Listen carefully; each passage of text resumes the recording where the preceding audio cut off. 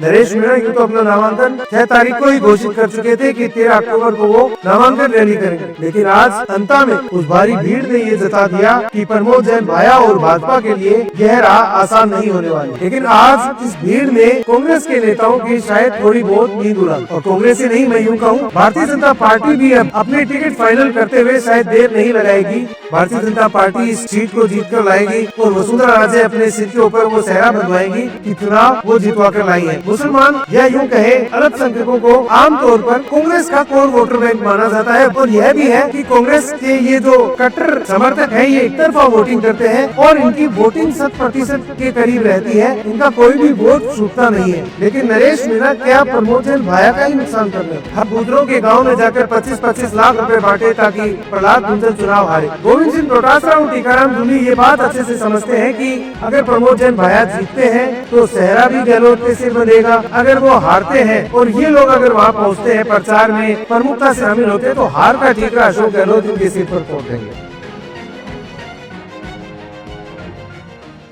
राम राम सा स्वागत है आप सभी का राजस्थान चौपड़ के इस खास कार्यक्रम में। साल था 2008, नई बनी विधानसभा अंता में चुनाव की घोषणा हो चुकी थी और प्रचार चरम पर था। एक तरफ जैसलमेर से प्रवासी के तौर पर आए प्रमोद जैन भाया कांग्रेस के उम्मीदवार थे, तो वहीं दूसरी तरफ भारतीय जनता पार्टी ने रघुवीर सिंह कौशल को अपना उम्मीदवार बना रखा था। काफी गर्मा गर्मी में इस चुनाव में अंता की जनता ने एक तरफा फैसला प्रमोद जैन भाया के पक्ष में दिया। प्रमोद जैन भाया 30,000 वोट से चुनाव जीत गए और उसके बाद अशोक गहलोत की सरकार में शामिल होने के लिए जयपुर पहुंचे।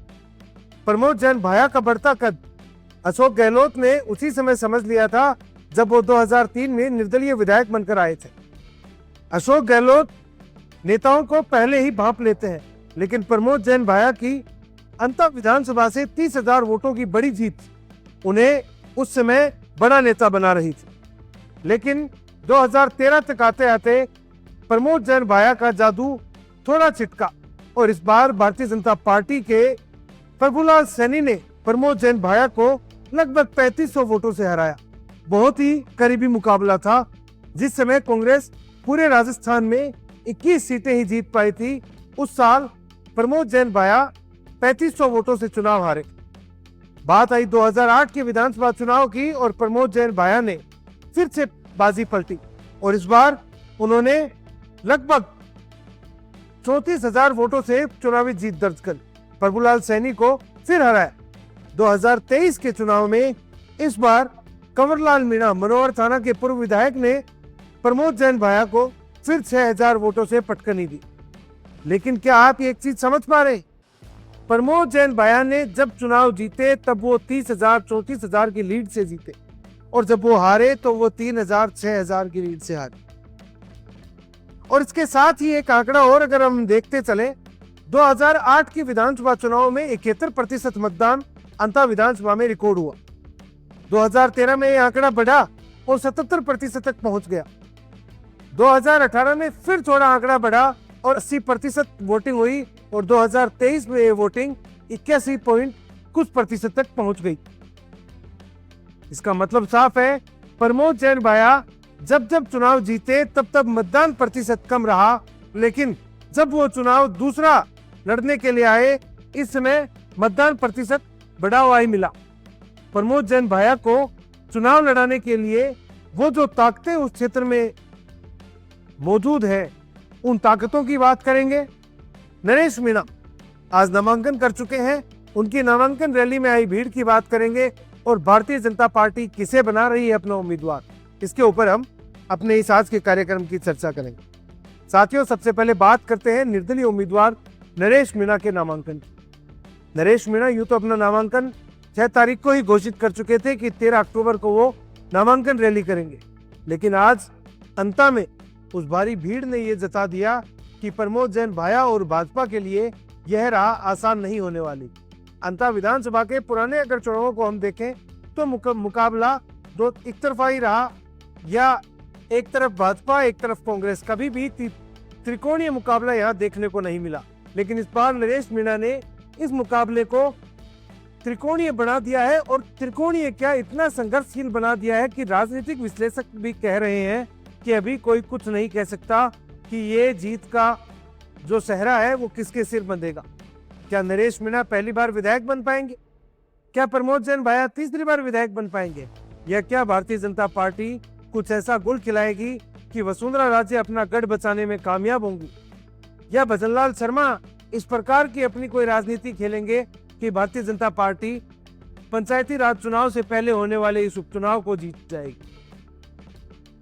आज नरेश मीणा का जो नामांकन रैला था, रैली नहीं कहेंगे उसे, रैला कहना उचित होगा, क्योंकि बहुत अच्छी खासी भीड़ बुलाई।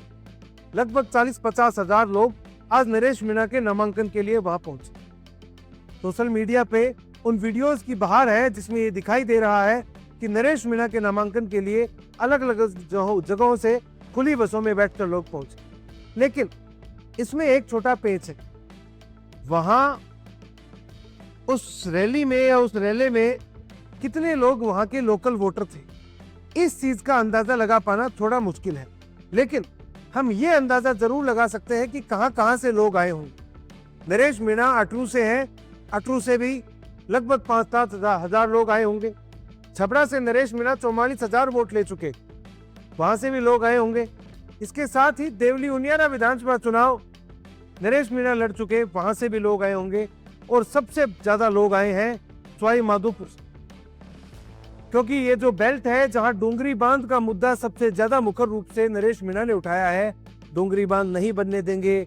70-80 विस्थापित जो गांव हैं, उसके जो लोग हैं, उनको एक आस दिखाई दे रही है कि नरेश मीणा शायद मुआवजे की राशि बढ़वा दे, बांध तो शायद बनेगा, क्योंकि उससे खूब सारे लोगों की जो कृषि की जरूरतें हैं वो पूरी होंगी। लेकिन वहां जो लोग पहुंचे आज अंता में, उनके अंदर सबसे ज्यादा संख्या सवाई माधोपुर के उस क्षेत्र की रही जहां डोंगरी बांध का मुद्दा प्रमुखता से छाया हुआ है, और उसको उठाने के लिए नरेश मीणा ने पूरा जोर लगा रखा है। लेकिन आज इस भीड़ ने कांग्रेस के नेताओं की शायद थोड़ी बहुत नींद उड़ा दी, और कांग्रेस ही नहीं, मैं यूं कहूं भारतीय जनता पार्टी भी अब अपने टिकट फाइनल करते हुए शायद देर नहीं लगाएगी, क्योंकि आज का जो रैला था उसको देखते हुए यही लगता है कि नरेश मीणा बहुत बड़ा डेंट करेंगे। किसको करते हैं?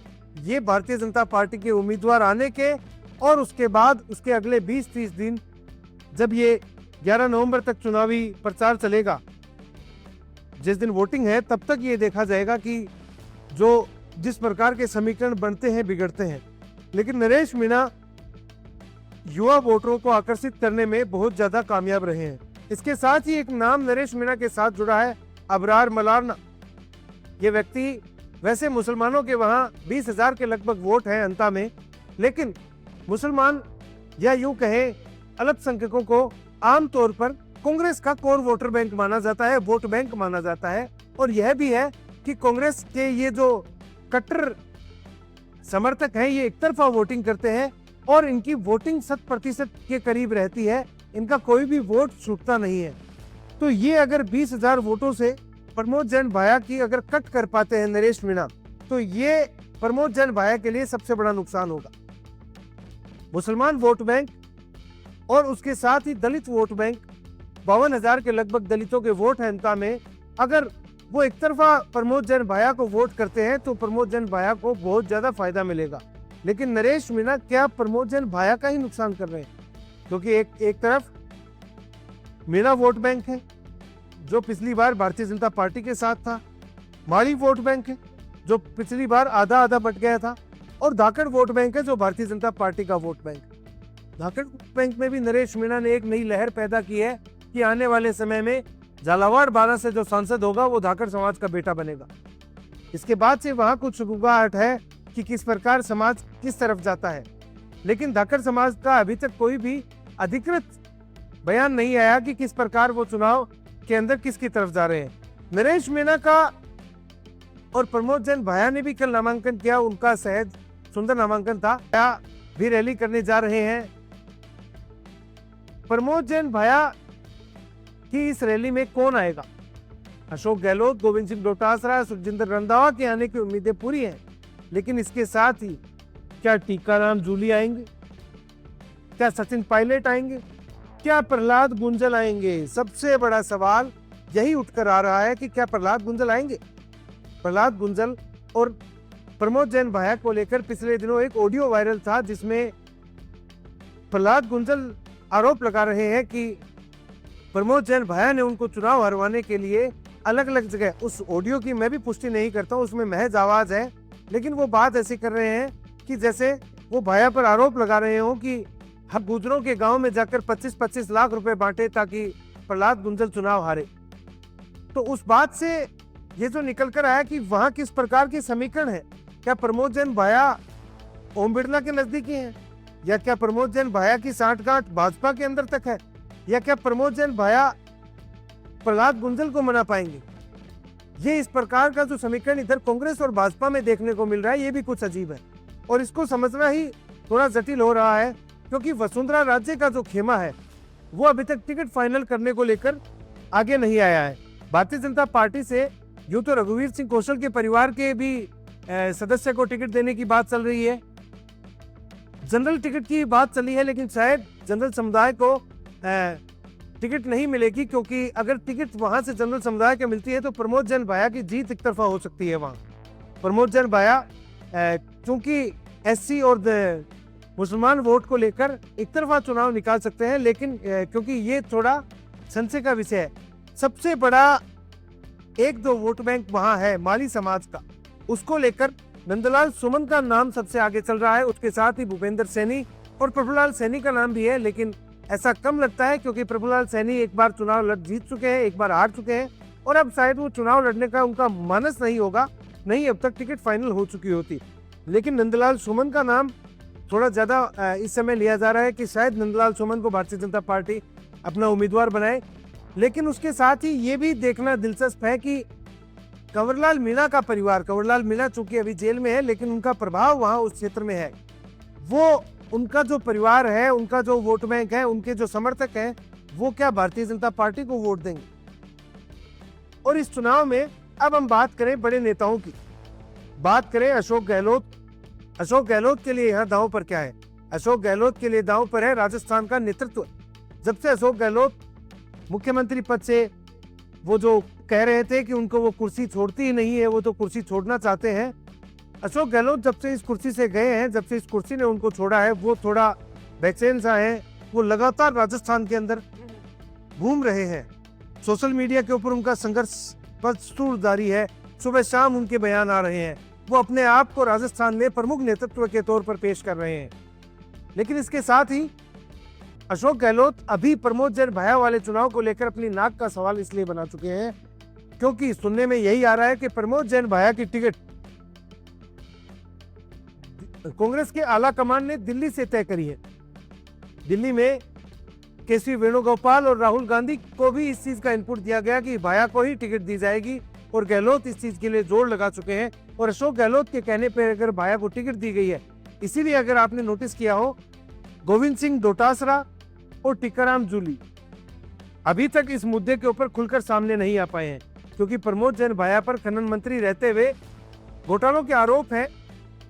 और गोविंद सिंह डोटासरा और टीकाराम जूली ये बात अच्छे से समझते हैं कि अगर प्रमोद जैन भाया जीतते हैं तो सेहरा भी गहलोत के सिर बंधेगा, अगर वो हारते हैं और ये लोग अगर वहां पहुंचते हैं, प्रचार में प्रमुखता से शामिल होते हैं, तो हार का ठीकरा अशोक गहलोत इनके सिर पर फोड़ देंगे। वो एक तरफा ये जादूगर जी हैं, वो सब समझते हैं कि किस प्रकार कैसे खेल खेलने चाहिए। दूसरी तरफ अगर हम बात करें भारतीय जनता पार्टी की, भारतीय जनता पार्टी के प्रदेश अध्यक्ष मदन राठौड़ और पिछले दिनों राजस्थान के मुख्यमंत्री भजनलाल शर्मा वसुंधरा राजे से मिले थे। वसुंधरा राजे का प्रभाव झालावाड़ बारां क्षेत्र में सबसे ज्यादा है और इस समय जो कंवरलाल मीणा जेल में है, उनको भी अंता से चुनाव लड़ाने का फैसला वसुंधरा राजे का ही था। कंवरलाल मीणा वसुंधरा राजे के खास व्यक्ति हैं और अब क्या वसुंधरा राजे ये सीट किसी और को देना चाहेंगी? क्या वसुंधरा राजे अपने करीबी रहे प्रहलाद गुंजल को कांग्रेस के लिए प्रचार करने के लिए पुश करेंगी, या फिर कहां कांग्रेस पार्टी प्रहलाद गुंजल को पुश करेगी कि गुंजल कांग्रेस के पक्ष में मतदान के लिए अपील करें, या फिर कोई दूसरा खेल होगा? और वसुंधरा राजे, क्योंकि यहाँ भी एक जो गणित समझ में आती है वो ये है कि अगर चुनाव जीता जाता है, भारतीय जनता पार्टी अगर अंततः उपचुनाव जीतती है, तो सेहरा मुख्यमंत्री प्रदेश अध्यक्ष और वसुंधरा राजे के सिर बंधेगा। लेकिन अगर पार्टी चुनाव हारती है तो सेहरा किसके सिर बंधेगी? हार का ठीकरा भी तो किसी पर फूटेगा, हार का भी तो सेहरा बंधेगा किसी न किसी के ऊपर। इस व्यक्ति ने हरवाया, उसमें भी नाम, अगर एक तरफ देखा जाए वसुंधरा खेमा कह रहा है कि नाम तो हमारा ही खराब होगा, लेकिन भजनलाल शर्मा के जो समर्थक है वो ये कहते हैं कि मुख्यमंत्री का चेहरा है, आज राजस्थान के अंदर मुख्यमंत्री ही सरकार का चेहरा है, तो वो अपने आप को लेकर भी, अपने आप को जोड़कर भी इस चुनाव में उतर रहे हैं। भजनलाल शर्मा भी लगातार एक्टिव हैं इस चुनाव को लेकर। ये जो सारी खिचड़ी फैली है ये महज एक व्यक्ति की वजह से है और उसका नाम है नरेश मीणा। पिपलोदी हादसे के बाद जेल गए, उससे पहले वो 10 महीने जेल रह के समरावता कांड में, और आज जो रैली करके उन्होंने जो जताया, इस सबसे उन्होंने एक संदेश आज और दिया है, वो है कांग्रेस के दूसरे बड़े नेता सचिन पायलट का। उन्होंने कहा कि उनके ऊपर सचिन पायलट का ठप्पा है और वो सचिन पायलट से महज एक बार मिले हैं, वो उस ठप्पे को भी हटाना चाहते हैं। इसके साथ ही नरेश मीणा का चुनाव इसलिए भी रोचक है कि वहां क्या किरोड़ी लाल मीणा किस प्रकार मीणा वोटों को साधने में कामयाब रहते हैं, क्योंकि किरोड़ी लाल मीणा का अभी तक कोई आधिकारिक बयान नहीं आया है कि अंतः उपचुनाव में वो किस प्रकार काम करेंगे, क्या सरकार की नीतियों को लेकर पार्टी में चुनाव में उतरेंगे। और इसके बाद जब किरोड़ी लाल मीणा के साथ साथ बातें आती हैं तो वहां के जो मीणा वोट बैंक है, लगभग 45 से 50 हजार का जो बड़ा वोट बैंक है, वो किस प्रकार से वोटिंग करेगा, पोलिंग कितनी होगी। 81% पिछली बार हुई थी, इस बार कितनी होगी, ये देखना भी दिलचस्प होगा। क्या मतदान प्रतिशत बढ़ता है, क्योंकि उपचुनाव में खासतौर पर देखा जाता है लोग रुचि कम लेते हैं, लेकिन इस बार त्रिकोणीय संघर्ष है, वहां आसपास के लोग भी आए हुए हैं, सांगोद का, दिगोद का, इधर का भी बहुत ज्यादा प्रभाव है। साथ ही में मांगरोल क्षेत्र में भी इस समय प्रमोद जैन भाया एक तरफा अपना प्रचार चालू कर चुके हैं, वो धरातल पर एक्टिव है। भारतीय जनता पार्टी प्रचार में पिछड़ रही है, ये भी एक बड़ा जो सेटबैक हो सकता है भारतीय जनता पार्टी के लिए कि अभी तक प्रचार में पिछड़ रही है, लेकिन कैडर बेस्ड पार्टी है, शायद एक साथ ही प्रचार करने उतर आए, इनके बड़े दिग्गज हैं। वहां वैसे भी वसुंधरा राजे का गढ़ है, तो वसुंधरा राजे शायद इस चीज को लेकर कॉन्फिडेंट हो कि चुनाव प्रचार उनके कहे बिना हो जाता है, भारतीय जनता पार्टी इस सीट को जीत कर लाएगी और वसुंधरा राजे अपने सिर के ऊपर वो सेहरा बंधवाएंगी कि चुनाव वो जितवा कर लाई है। इस सभी बीच आज फिर से पार्टी के जो कैंडिडेट हैं प्रमोद जैन भाया कांग्रेस पार्टी की तरफ से, वो दोबारा नामांकन दाखिल करेंगे, एक और नामांकन दाखिल करेंगे। और एक फैक्ट मैं आपको जाते जाते बताता चलूं, प्रमोद जैन भाया की जो संपत्ति है वो 2 सालों में, जब से वो विधायक नहीं है तब से घटी है। क्यों है, इस चीज का अंदाजा आप स्वयं लगा सकते हैं। साथियों, कोई नया अपडेट आता है, भाजपा किसे टिकट देती है, इसके ऊपर चर्चा करेंगे अगले वीडियो में। आपको जितना भी अंतर उपचुनाव के बारे में आप जान रहे हैं, देख रहे हैं, उसके बारे में आपके सुझाव, आपके विचार हमारे साथ कमेंट बॉक्स में शेयर कीजिए। मिलते हैं अगले वीडियो में, तब तक के लिए राम राम सा।